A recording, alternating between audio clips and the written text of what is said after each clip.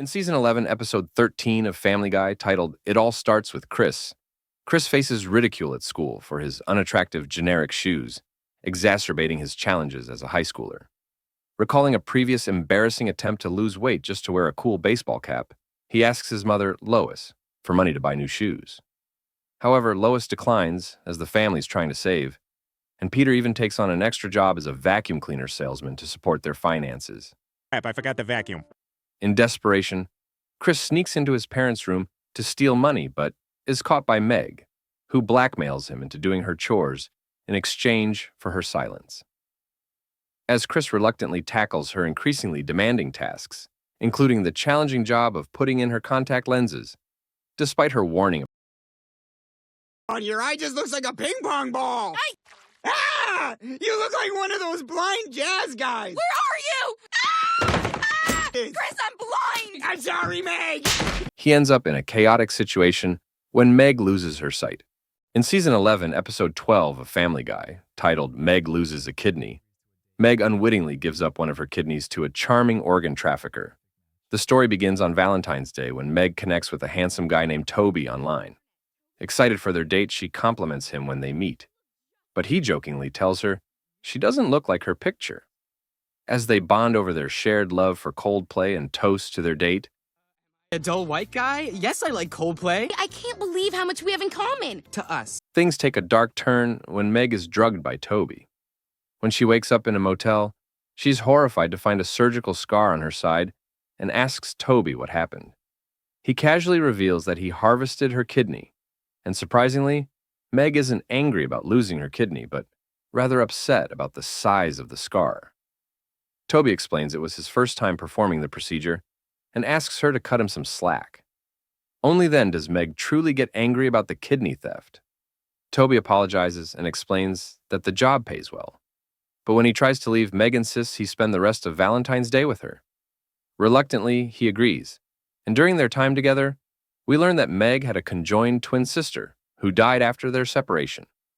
Despite her still bleeding wound, Meg and the organ trafficker enjoy a fun day filled with ice cream, ice skating, and caricature drawing.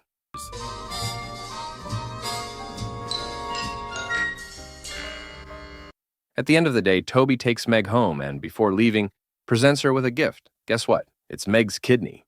Wanted you to have it. Thank you. Oh, this has been the best Valentine's Day ever. In season 7, episode 11 of Family Guy, titled Meg Gets the Mumps, the story begins when the Griffin family attends a Star Trek event. Peter spots a guy in an impressive alien costume and insists that Meg take a picture with him. Although Meg tries to refuse, she can't say no to Peter. After the photo is taken, the man reveals that he has the mumps, not a musk, which sends the family into a panic. Unfortunately, it's too late.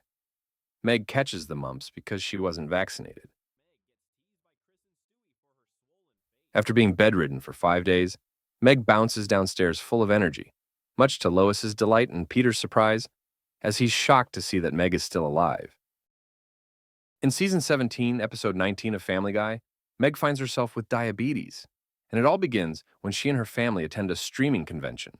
Peter, as usual, engages in wild antics, such as taking selfies in a hospital. Don't really want to get into it, but I'm fine.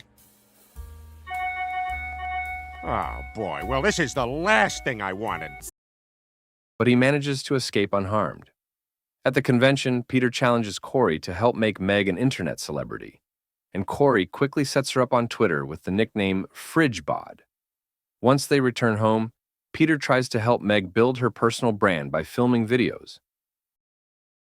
But their father-daughter dynamic isn't exactly harmonious.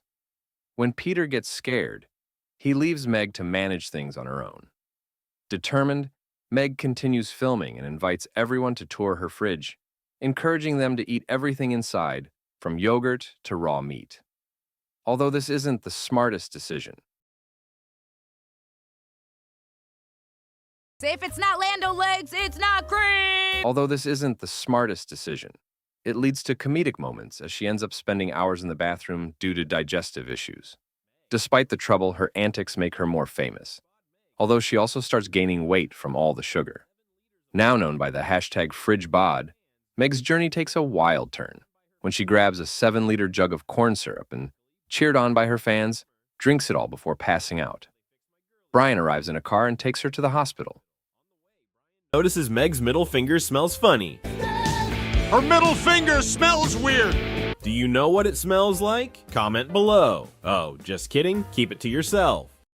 At the hospital, Dr. Hartman diagnoses Meg with type 2 diabetes, noting that her blood resembles Vermont maple syrup. Stop. Makes opiates look like baby aspirin. Lois warns Meg that the medication might not be effective and could lead to blindness or losing her legs, but Meg remains indifferent. As her condition worsens, she finds herself confined to bed and unable to walk.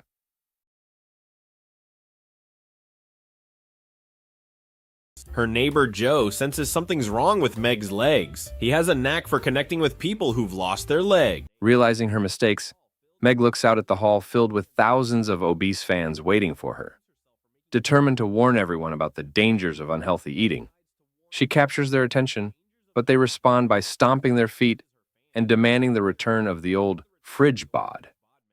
Bring back the fridge! Bring back the fridge! The fridge! Bring back the fridge! Bring back the fridge! The fridge!